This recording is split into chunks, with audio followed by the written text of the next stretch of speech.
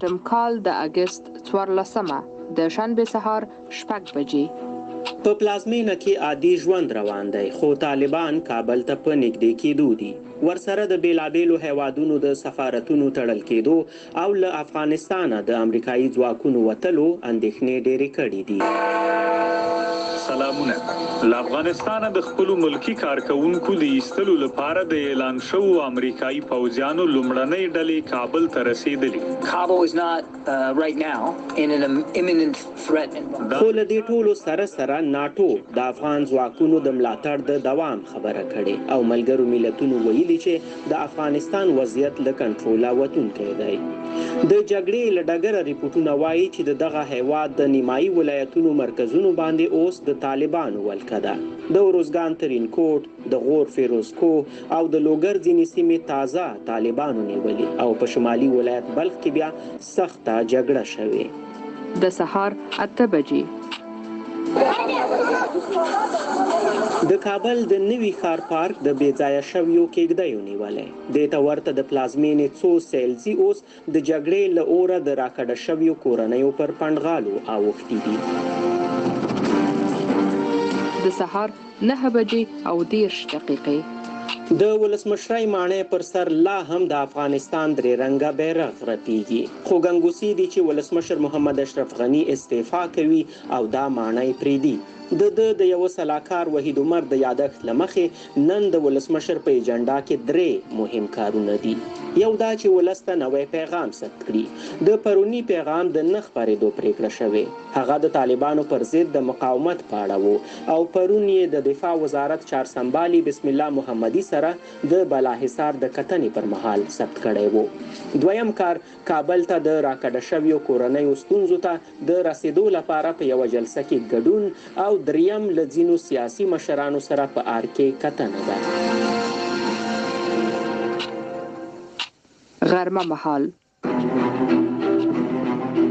په کابل کې د امریکا سفارت نه لوګي خېږي. وایي ځینې محرم اسناد یې سوځول. دوی د سفارت د تخلیې لپاره چمتو کیږي. د غرمې 12 بجې سیاسي بې ثباتۍ او د جګړې شدت د ډالرو پر وړاندې افغانۍ راغورځولې ده. د خوراکي توکو پر پلورنځیو ګڼه ډیره شوې. خلک وایي که جګړه تر کابل رسیږي باید کورنۍ یې پر خوړو بسیا وي، خو د هر څه بیې ختلې دي.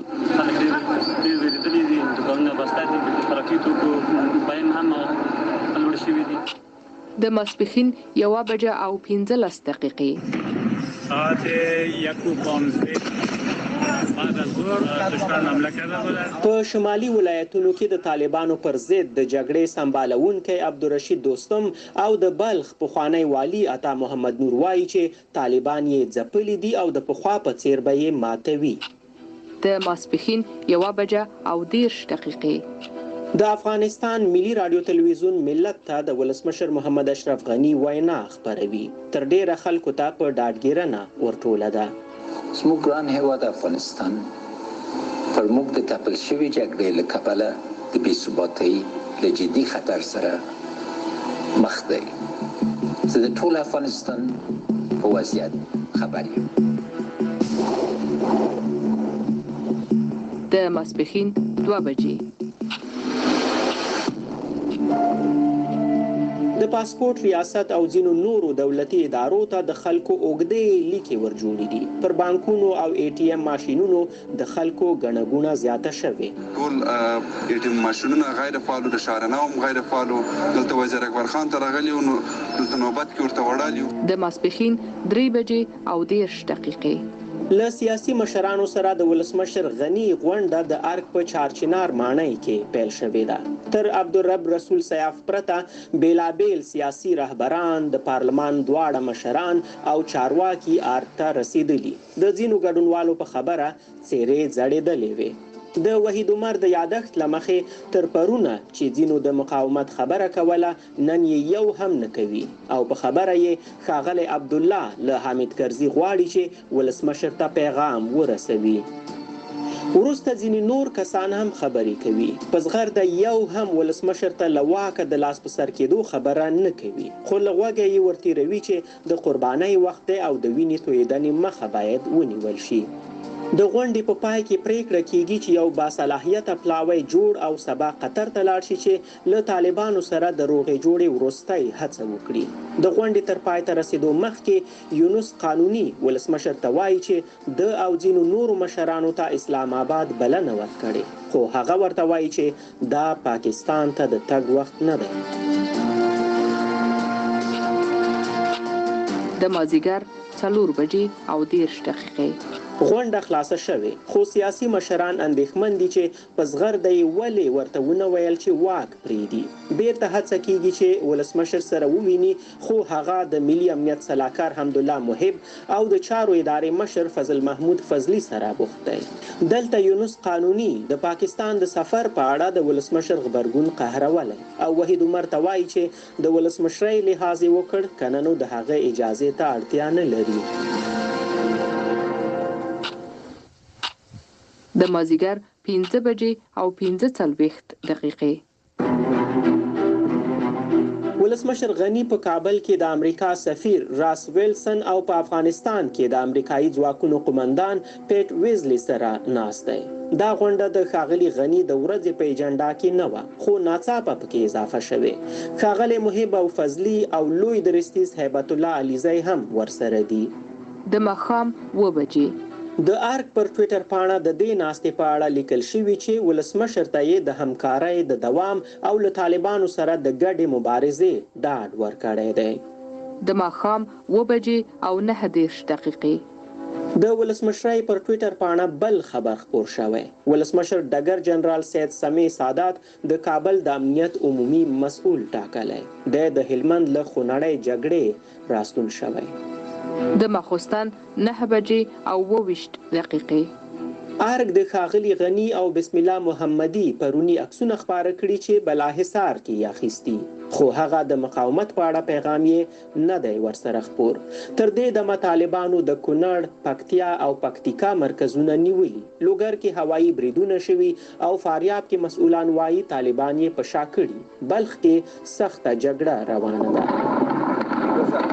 هلته د امریکا ولسمشر په خبرپاڼه کې ویلي چې د خپلو ځواکونو او همکارانو د خوندي رایستنې لپاره یې کابل ته د شاوخوا 5,000 سرتیرو د لیږلو امر کړی.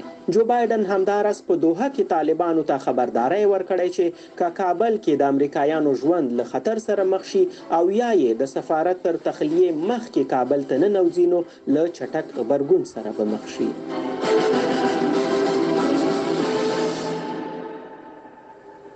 هغه د خپل بهرنیو چارو وزیر ټونی بلینکن ته سپارښتنه کړې چې افغان مشرانو سره مرسته وکړي چې د افغانستان مسأله له سیاسي لارې حل شي.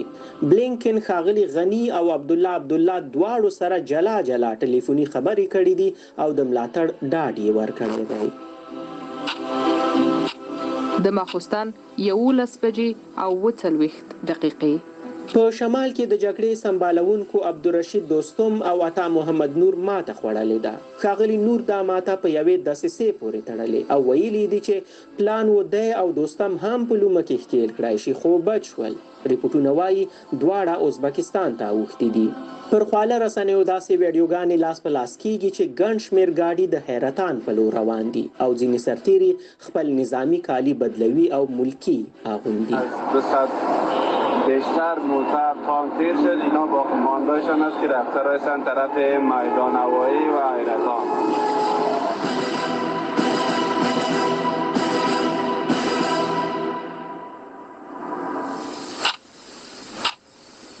د 2021 کال د اگست 15 د یکشنبه سهار 7 بجې او 10 دقیقې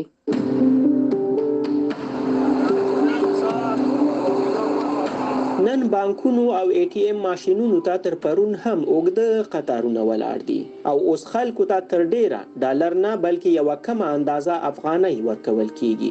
لږ شمېر دولتي ماموران خپلو دفترونو ته روان دي. هلته د لغمان مرکز مهترلام، د فاریاب میمنه او د ننګرهار جلال آباد هم طالبانو نیولي دي. مجاهدین طالبان د جلال آباد د فتح لپاره د ننګرهار ښار جلال آباد ته روان دي. د سهار 9 بجې طالبانو د څرخي پله زندان نیولی، ورونه یې پرانیستي دي او ډلې بندیان خپلې بسترې او توکي په شا کورونو ته روان دي. برای مردم میدان معاشر است، زندان پل چرخی، کل مردم آزاد تمراز. د سهار 9 بجې او 10 دقیقې. ولسمشر د حرمسرای په انګړ کې ناست او له حمدالله محب سره په خبرو بوخت دی. وحید عمر وایي ولسمشر غواړي په ډوله دښته کې د بېځایه شویو پنډغالي کتنې ته ورشي، خو د دفتر مشر یې متین بیګ او ښاغلی فضلي ورته وایي چې د کابل وضعیت هلته د تګ نه دی. وروسته د افغانستان امنیتي وضعیت ارزولو لپاره ماسپښین 2 بجې د کابینې غونډې رابللو پریکړه کیږي چې لومړی مرستیال امرالله صالح هم باید پکې وي، خو هغه په خپل دفتر کې نشته. د سهار 10 بجې. طالب ویان ذبیح الله مجاهد پر ټویټر ولیکل چې د افغانستان تر ټولو لوی او مهم زندان باګرام یې هم نیولی او ټول بندیان خوشي شوي او خوندي دي. خو بی بی سی ته ځینو بندیانو وویل چې سهار پرې امریکایي الوتکو بمبار وکړ او شاوخوا 100 زندانیان یې ووژل. دوی ته د صبر کولو وویل شول او وروسته پر مړو راتیر او کورونو ته لاړل. د سهار 10 بجې او 11 دقیقې. په داسې حال کې چې ځینو سیمو لکه کمپنۍ او میرویس میدان کې یو شمېر طالبان پر ګزمو لیدل شوي، مجاهد یوه خبرپاڼه خپره کړه چې پکې ویلي دي کابل ته په زور نه ننوځي. د تنکۍ غرمې 11 بجې او 19 دقیقې. مخکینی ولسمشر حامد کرزي او د سولې عالی شورا مشر عبدالله سره لیدلي چې پرونۍ غونډه کې د شوې پریکړې پر بنسټ دوحې ته پلاوی ولیږي. د غرمې 12 بجې او 11 دقیقې. ارګ بیا پر ټویټر پاڼه کابل میشتو ته د ډاډګیرنې پیغام کې لیکلي چې ښار کې پراګنده ډزې شوي خو پر کابل برید نه دی شوی. متین بیگ هم لیکلي چې وضعیت کنټرول دی خو خلک ویریدلي. هټۍ او مارکیټونه په بندېدو دي، ښوونځي او ادارې رخصت شوي دي. پر سړکونو ګڼه ګوڼه بې سارې ده. کپلی دی کسپور هڅه کوي ژر ځانونه کورونو او خپل منزل ته ورسوي. وروسته حمدالله محب وویل چې وضعیت په خرابېدو او یوه پټه امنیتي غونډه راوبلل شوه.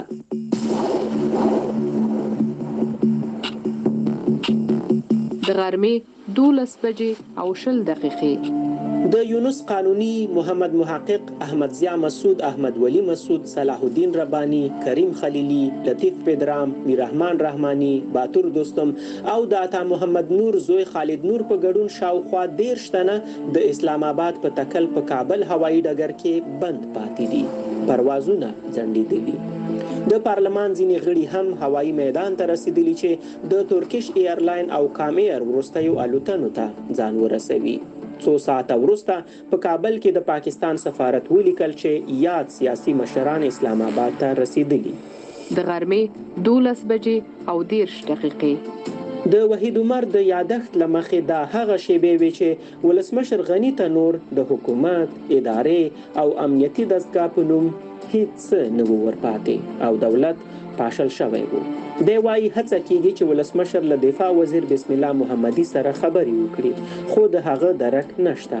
بیا د کورنیو چارو وزیر عبدالستار میرزکوال او د ملي امنیت مشر احمد ضیا سراج سره پر ټلیفون غږیږي او د کابل د خوندیتوب لپاره سپارښتنې ورته کوي. د ماسپښین 1 بجه او 10 دقیقې. په ښار کې اوازه ده چې ولسمشر غني له هیواده وتلی، خو هغه لا د ارګ په ګلخانه ماڼۍ کې پر څوکۍ د شاه غازي امان الله خان میز ته د ملي بیرغ تر څنګ ناست دی او تر شا یې د احمد شاه بابا پر سر د تاج ایښودلو مراسمو تابلو ښکاري. د امان الله خان د نیمګړي فصل د بشپړونکي نارې وهونکی محمد اشرف غني همدلته د ولسمشر په توګه خپل وروستی ویډیویي پیغام ثبتوي.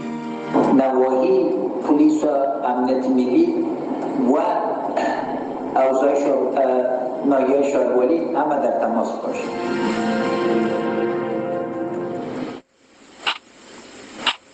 د ماسپښین 2 بجې او 10 دقیقې. د ولسمشر د کور مخته د تورو ښیښو سپین لکسس موټر ولاړ دی. شاوخوا نیم ساعت په تمه و چې دفاع وزارت ته لاړ شي، خو څو شېبې مخکې د دفاع وزیر بسم الله محمدي په ټلیفون کوم مهم خبر ورکړ. دا د نظام د سقوط خبر و. ورپسې ښاغلی محب او د ولسمشر د ځانګړي ګارد قومندان کوچای ورغلل چې پی پی اس هم سقوط کړی. ولسمشر خوست ته د تګ ورته وایي، خو محب ورته کړي چې خوست او جلال آباد هم سقوط شوي دي. ښاغلي غني وروسته له بي بي سي سره مرکه کې وویل چې هغوی له ده د دفاع توان بایللی و. دی په ګاډي کې کېناست خو نه پوهېده چې چیرې ځي. وروسته ورته څرګنده شوه چې وطن پرېږدي.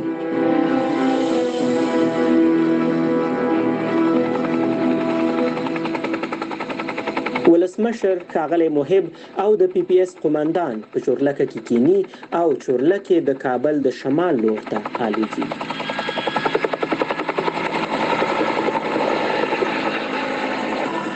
حمدالله محب وایي د ولسمشر تر خوندي او په پټه ایستنې پرته بله چاره نه وه پاتې.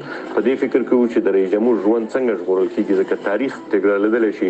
په داسې وضعیت کې هر احتیاط چې لازم و باید وکړو. یو د هغه احتیاطونو نه همدغه مو چې د پیلوټانو مشوره وه چې باید په دې وضعیت کې څوک خبر نه وي.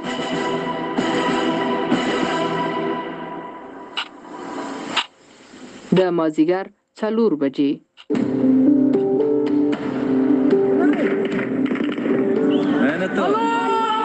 د پلازمینې امنیتي حوزې تر ډیره تشې شوي دي. د کابل له ځینو سیمو د ډزو او وسلوالو شوکو ریپورټونه ورکول کیږي. په ښار کې ګڼه ګوڼه کمه شوې او ځینې واټونه بیخي تش دي. د مازدیګر 5 بجې او 1 دقیقه مخکینی ولسمشر حامد کرزی له خپلو لوڼو سره ولاړ او پر فیسبوک په یوه ویډیو کې وایي چې دی چیرې نه ځي او له طالبانو سره په اړیکه کې دی چې د واک لیږد ته سوله ییزه لار ولټول شي. خدمت همشهریان عزیز کابل عرض می‌دارم د مازدیګر 5 بجې او 10 دقیقې د ولسمشر لومړي مرستیال امرالله صالح پر خپله ټویټر پاڼه ولیکل چې نه به کله طالبانو ته تسلیم شي او نه به تر یوه چتر لاندې ژوند ورسره وکړي. د ځای ځایګي په اړه کره معلومات نشته، خو ویل کېږي پنجشیر ته تللی. د مازدیګر 6 بجې او 15 دقیقې د افغانستان د کورنیو چارو وزیر عبدالستار میرزکوال وایي د ښار امنیت د کنټرول او د غلو غدیو د مخنیوي لپاره د شپې له 9 بجو ګرځبندیز اعلانوي. چې نن د 9 بجو نه وروسته شبګردي یا د شپې ګرځېدل ممنوع دي. د مازدیګر 6 بجې او 19 دقیقې د سولې عالی شورا مشر عبدالله پر خپله فیسبوک پاڼه پیغام لري. وایي ولسمشر له هیواده وتلی دی. رئیس جمهور پیشین افغانستان ترک کرد و کشور و ملت د مازدیګر 6 بجې او 26 دقیقې طالبانو تازه اعلامیه خپره کړه چې کابل ښار ته یې په دې دلیل د ننوتلو پریکړه کړې چې ادارې تشې شوې او په ښار کې د چور او تالان او خلکو ته د ضرر رسیدنې مخه باید ونیسي. د ماښام 7 بجې او 9 دقیقې عبدالله حامد کرزی او د حزب اسلامي مشر ګلبدین حکمتیار سره یو ځای شوي او وایي د ګډوډۍ د مخنیوي او د واک سوله ییز لیږد ته لارې چارې سنجوي. د ماسخوتن 10 بجې او 22 دقیقې ولسمشر له یوه نامعلوم ځایه پر خپله فیسبوک پاڼه لیکلي چې د کابل ښار د ورانۍ او د وینې تویېدنې د مخنیوي په موخه نن په ناڅاپي ډول د هیواد پرېښودو ته اړ شو. د ماسخوتن 10 بجې او 10 دقیقې الجزیره ټلویزیون یوه ډله طالبان ښیي چې په ولسمشرۍ ماڼۍ کې ټیک پر هغه ځای ولاړ دي چې څو ګړۍ مخکې ترې ښاغلي غني خپل وروستی پیغام خپور کړ. دا د افغانستان د 3م اسلامي جمهوري نظام رسمي سقوط ښکاروي. وروسته د طالبانو د دوحې دفتر مشر ملا عبدالغني برادر په یوه ویډیویي پیغام کې د خپلې بریا اعلان وکړ. ټول افغانستان مسلمان ملت ته د دغه درنو کتف مبارکي وایو. د جمهوریت نظام د سقوط لمر له ډوبېدو سره زرګونه کسان په داسې حال کې د کابل هوایي ډګر پر لور په خوځېدو شول چې وار د مخه ګڼه ګوڼه پکې ډېره ده. او له دې سره له شاوخوا 20 کلونو وروسته د افغانستان یو بل اسلامي جمهوري دولت پای ته رسېږي.